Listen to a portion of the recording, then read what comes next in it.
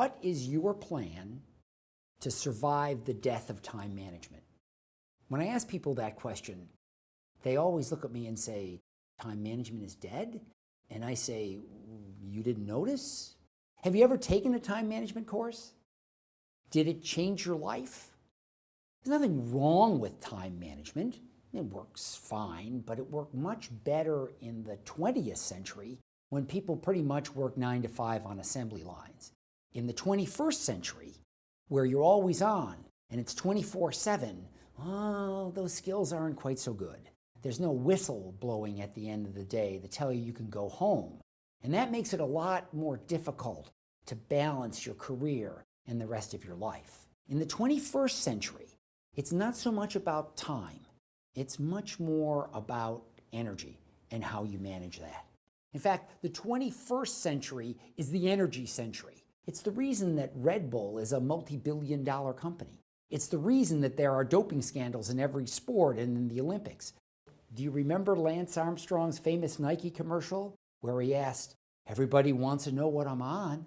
I'm on my bike, busting my ass." Well, that was partially correct because Lance Armstrong is kind of the poster child for the 21st century stampede to get more and more energy. He's the best athlete and he has the best pharmacy. Notice that the world is now driving faster and faster and faster to more and more energy use because you can't get any more than 24 hours in a day, but you can get way, way more energy. Let's spend a little bit of time thinking about how to manage our energy and not so much energy thinking about how we manage our time. In writing the book, I wanted to demonstrate that the principles I was outlining really and truly worked. So last year, at the age of 66, Medicare card in my pocket, I decided I was going to ride a bicycle coast to coast across the country in just 18 days, about 150 miles a day on average, no days off, just to demonstrate that the techniques of energy management that I'm talking about really work. Now think about it for a minute. What could you accomplish if you had enough energy to ride a bicycle coast to coast in 18 days? I picked riding a bicycle really for two reasons. One is I love to ride my bike, but the other reason is anybody can ride a bike. It's only 1 million pedal turns from coast to coast. It's nothing extraordinary or different. And I am nothing extraordinary or different. I'm no Lance Armstrong. If I can do this, you can do this using the same techniques that I used, not only on a bicycle, but in your life. Because the other reason for picking a bicycle is that life imitates long-distance cycling. Every day, you have a long way to go. And tomorrow, you have to do it all over again.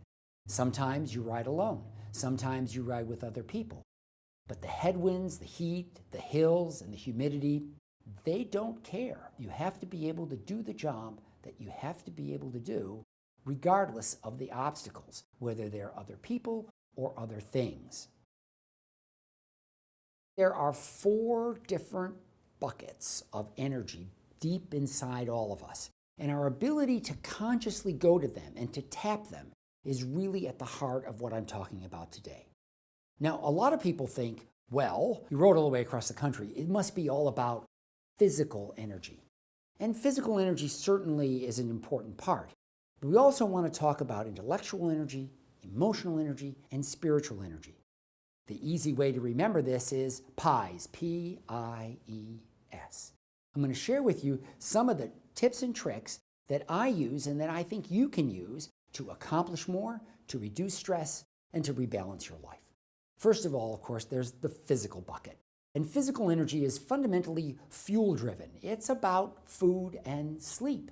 You do remember sleeping, don't you? Americans don't sleep anymore, or at least not to the level that we need to. So even on long cross-country rides or on rides where I'm competitively racing and time is precious, I will still sleep.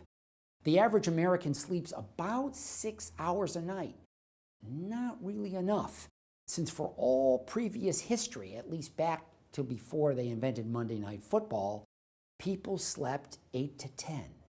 Try a little bit more sleep and see if that makes a difference in terms of your energy and your attitude and the other 3 buckets, the intellectual, the emotional, and the spiritual.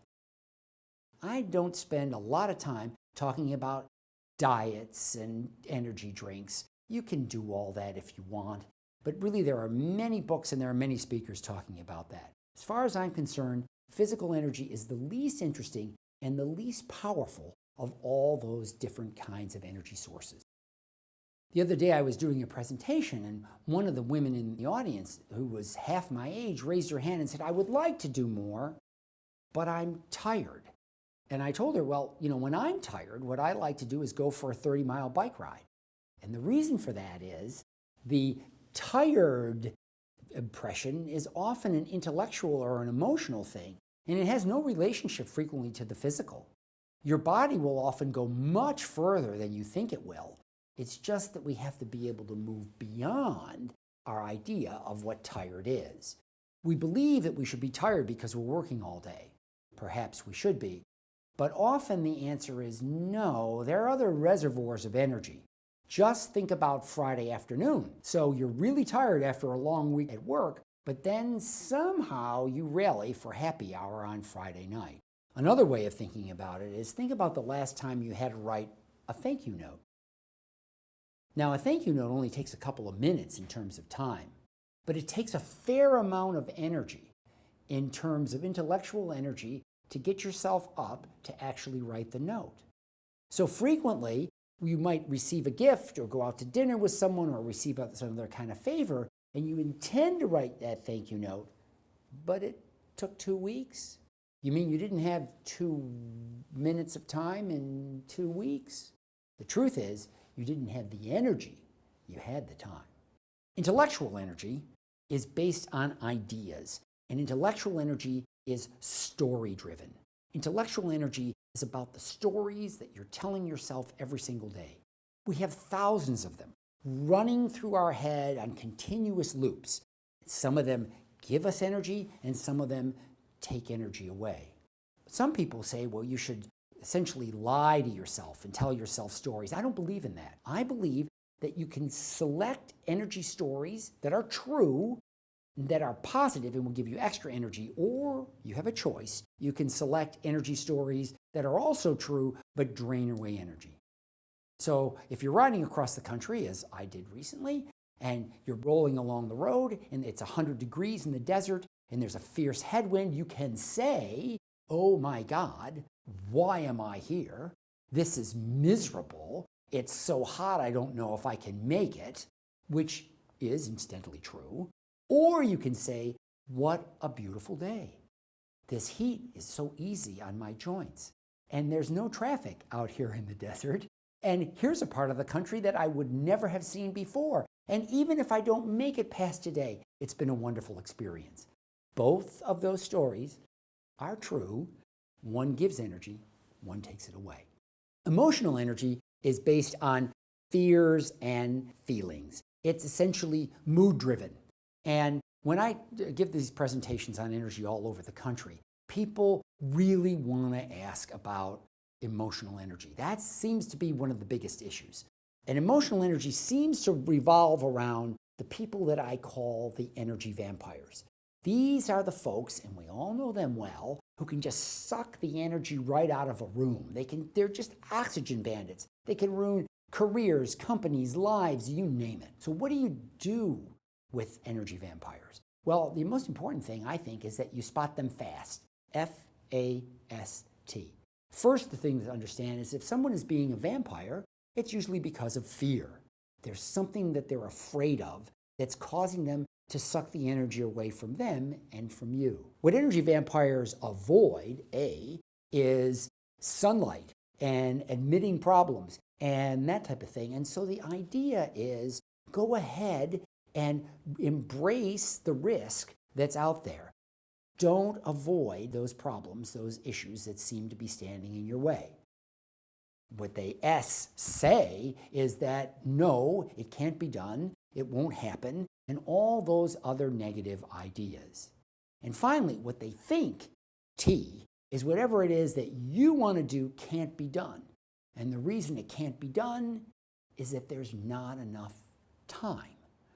There's never enough time for an energy bandit. That's why vampires have to live forever. So what do you do to get more emotional energy?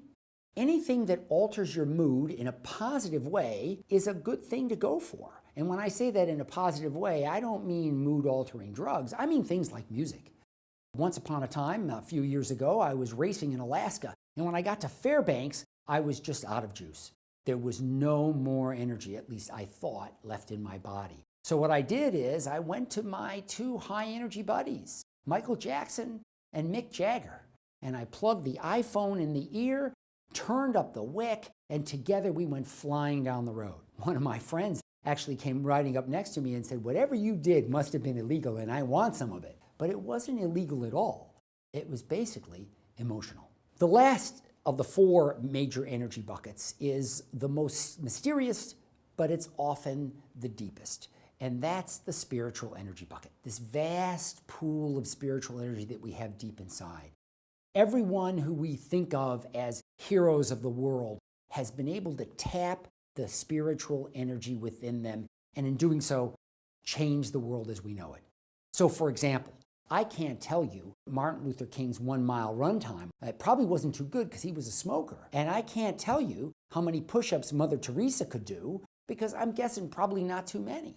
And Mahatma Gandhi, who knows how many pounds he could deadlift? He was only about 110 pounds himself, so he would have been in the lowest weight class. None of those physical issues were important. Those people changed the world because they were able to tap spiritual energy deep inside. And so can you, and so can I. Spiritual energy is mission-driven. It's based on my life purpose. It's based on my identity. It's based on my personal values. If I know what those are, and if I can align them with what I want to do, I have a source of enormous personal energy.